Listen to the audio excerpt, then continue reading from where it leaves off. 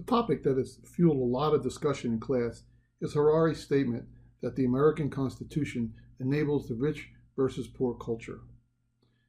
The question that we have is if we look at liberty versus equality, how does that equate over to rich versus poor? We'll look at that in a minute, but first let's look at those. And Fukuyama, who did a very intense study of democracy, tells us that delivering on democracy is about rule of law and citizenship services. So what we find is that liberty, which is about the rule of law, states that the rule of law should be the same for all citizens, whereas equality, which is about services, says that services should be the same for all citizens.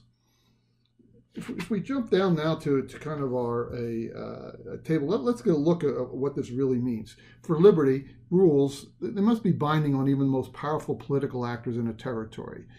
It must be sure that the same public services are available for all citizens.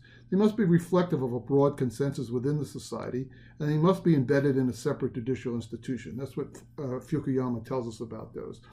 Within the services, he talks about basically that democracy has to regulate externalities, has to provide public goods, has to provide some social regulation, and it has to provide some control of the elites. This is the four categories. And the issue here, though, is that under the rules of liberty, it assures that the same public services are available for all citizens, but not equal to all citizens.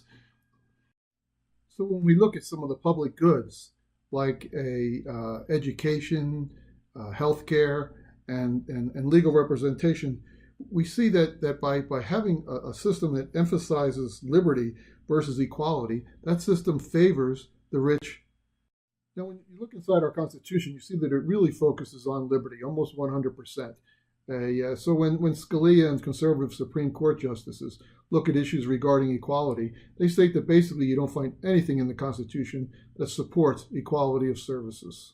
So if we do expect, to bridge this gap between liberty and equality and rich and poor, we're basically going to have to depend upon either the Congress or the people themselves. Because and the challenge we have there, of course, is that in America, the Constitution is treated as almost a quasi-religious document. So to get it to change or get changed is very difficult.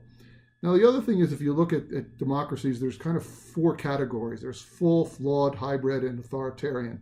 And right now, the U.S. sits right at the beginning, or at the end of the full, almost the beginning of the flawed. We are 20th in there.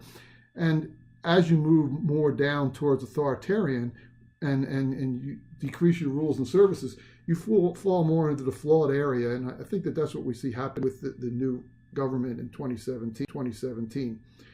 And the biggest thing to remember that Fukuyama talks about is that the foundation principle of democracy is that all citizens want to say in their own history.